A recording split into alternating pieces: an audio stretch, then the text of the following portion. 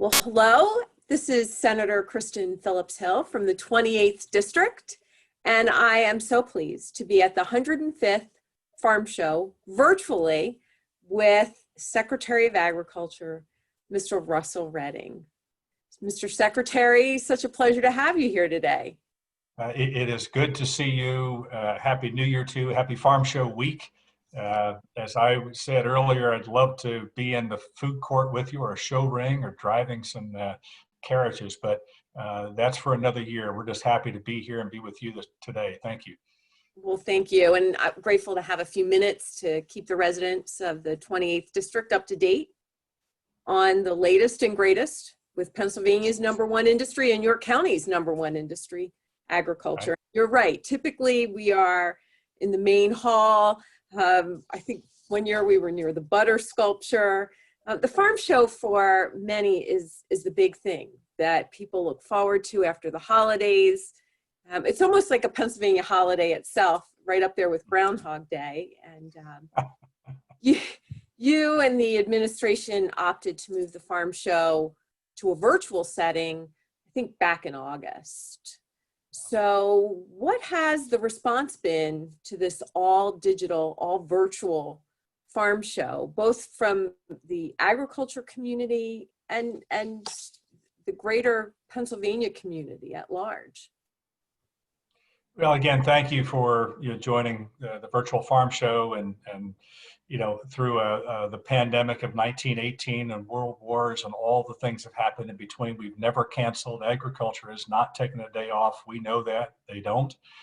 So it seemed appropriate to us to carry that same spirit into this virtual farm show. And I'm so glad we did. I mean, once you get over sort of the institutional sort of mindset of you need the taste and the smells and that ambiance that comes, we really felt like this was an important moment to still tell that story and engage. And the upshot is that a virtual platform doesn't have any sort of boundaries, right, in terms of geography, where normally people have got to come to us, and we turned that around this year and go to them. And it's been amazing. We have had over 1 million visitors to the Facebook events that we have done. We've had 250,000 unique visitors to the Farm Show website. And that information is a day old. I mean, so I don't know what it will be here, but it keeps growing. And the response has been phenomenal. Good feedback too, very positive comments from ag community, visitors who are, have come to the Farm Show. And then a lot of new people have come online to look at culinary, take a look behind the barn, if you will, right? Because we went onto these farms. It's just really been cool. It's been a lot of fun. And there'll be things we learn from this virtual farm show that we're going to attach to the next one that we hope to be in person. But I think just the platform lends itself to telling the story of agriculture. So it's really been fun to do, trying at times because of technology and bandwidth and all of that stuff, but a good show. Wow, and we're certainly working on those connectivity issues, particularly for Pennsylvanians. Was very happy to work with the Grange this morning and my friend and former colleague in the House, Representative Pam Snyder, to talk about those connectivity issues and how important they are to rural Pennsylvanians. So there is much that has been accomplished in the last legislative session, and we know there is much yet to be done as well, and look forward to partnering with you and the department on those issues as well.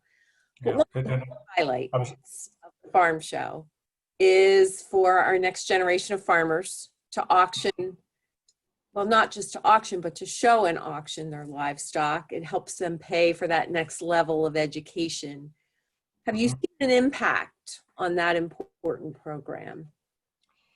Yes, we have. One of the, and I'll tell you, the most difficult decisions of the moving from the in-person farm show to a virtual farm show is the impact on youth. And I know the management team and the Farm Show Commission and many others really worried about that and just tried to figure out what we could do. We ended up making the decision just because, as you know, those animals have got to be purchased, they've got to be tagged, they have to be registered. in the summer. So in August, as you know, we made the decision to go online.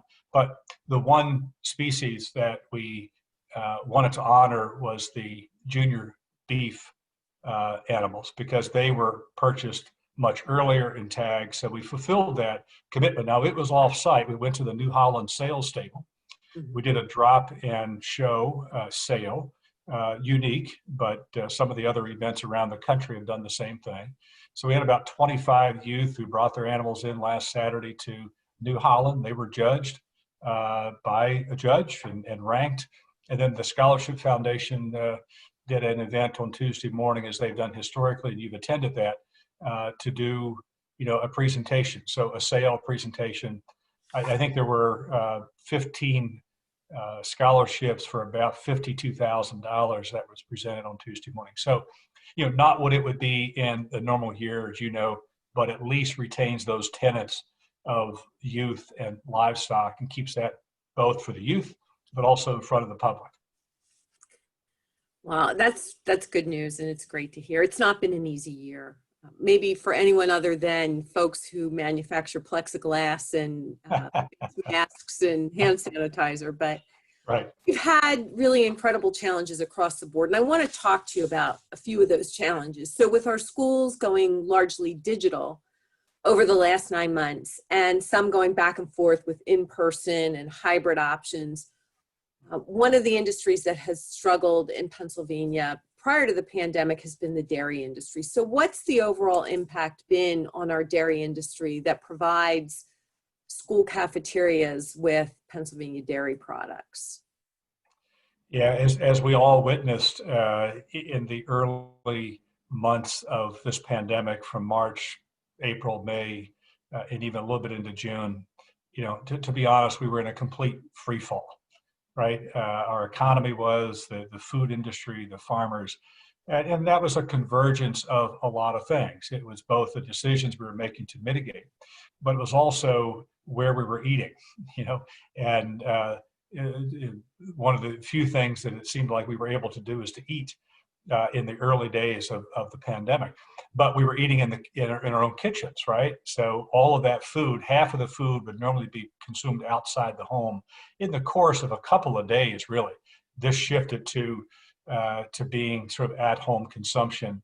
It took a while to adjust. Specific to dairy, they really struggled, and I appreciate your help and the leadership of the General Assembly to put CARES Act funding, and specifically one part of that for the Dairy Indemnity Program, because they were hit hard for points you made, but also they have the most perishable product. You've got to do something with it, right? It's not going to be in storage unless you pasteurize it, bottle it, or make it cheese. That just isn't possible with the volume of milk that we were dealing with. On top of that, you had interruptions from food service and schools. We compensated for some of that. I think it sort of settled out to be okay, because we got waivers from the U.S. Department of Agriculture, which oversees the school lunch and breakfast programs. We got creative in terms of presenting, pickup meals at schools and allowing for things like, instead of the half pint of milk in a cardboard carton, we were able to give them half gallons and gallons to families. So a lot of things have happened, and I, quite frankly, would argue that they should continue even after we get back to whatever we want to presume that the new normal is. But a lot of changes, a lot of help, a lot of flexibility, and credit goes to the farmers who've just been, so solid in their commitment to production and not taking a day off, as I noted, but really making sure that we were fed and we were safe. And to them, I'm very appreciative, and all who helped to make that possible. Well, we've certainly always had this back and forth over the years in our conversations about how being able to feed your population is a national security issue, and it really is important to be able to feed your population, and we're very grateful to our farmers. But you reference the fact that more families are cooking meals at home rather than dining at restaurants due to restrictions, closures, personal choice. Other than the dairy industry, what type of trends are you seeing with our locally grown produce, locally raised livestock? Is there an increased demand or a decreased demand? I can attest to you that I have eaten more than my fair share of York County ice cream during this pandemic, and had to spend a little more time walking on that rail trail. Overall, what are you seeing in other sectors other than the dairy industry? Yeah, and I'll just start with dairy though to say that the consumption was up about 2% overall in the year 2020. Cheese consumption's up about 11%, yogurt's up 13%. So think about that in a year of pandemic where 10 months were completely off balance. But it tells me that people like it, they get the nutrition, they were buying at the store. So that's a good story. The same is true, for our farm markets and the community supported agriculture. Any of those direct market opportunities that farmers had, we're all will tell you that they were really pleased. They were overwhelmed because they didn't plan for that, of course, but they took full advantage of those local sources that consumers wanted to find. And again, I don't see that turning back. I think we have rediscovered our food. We've rediscovered our kitchens. We've rediscovered what is good in terms of food. And hopefully, we want to get back to restaurants and all that. But I think just in terms of recognition that food system is worth a lot, as you note, as a security blanket, both to our state and nation, is something that this pandemic has revealed to us.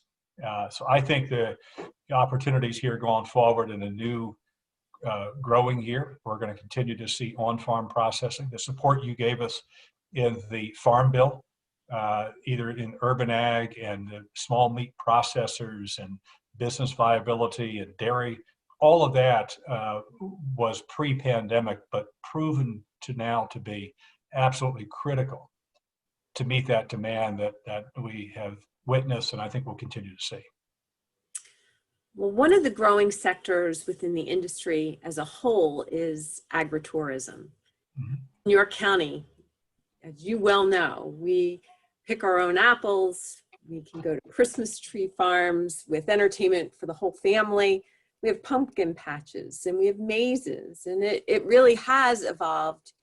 Even before the pandemic, I think we saw a lot more agritourism as a result of limited entertainment options, canceled family vacations, the creativity and the adaptation that was needed for a lot of these family farms that can no longer rely on a crop or livestock to make ends meet has been amazing. And it's almost been a renaissance for a lot of these multi-generational family farms. And I'm sponsoring a bill in the Senate. Representative Barb Gleim from Cumberland County is sponsoring a bill in the House to provide these farms with some limited liability protection. And we've seen that their unique business model can make things somewhat unpredictable and expose themselves to some liability risks when they open their land to the public. And many other states have protections for farmers from frivolous lawsuits. And I think our bill would put those protections for these agritourism farms or businesses it would give them protection from lawsuits when no party is at fault for those injuries or damages. Do you have any feedback or thoughts on this? What are you hearing from the farming community about these much needed protections?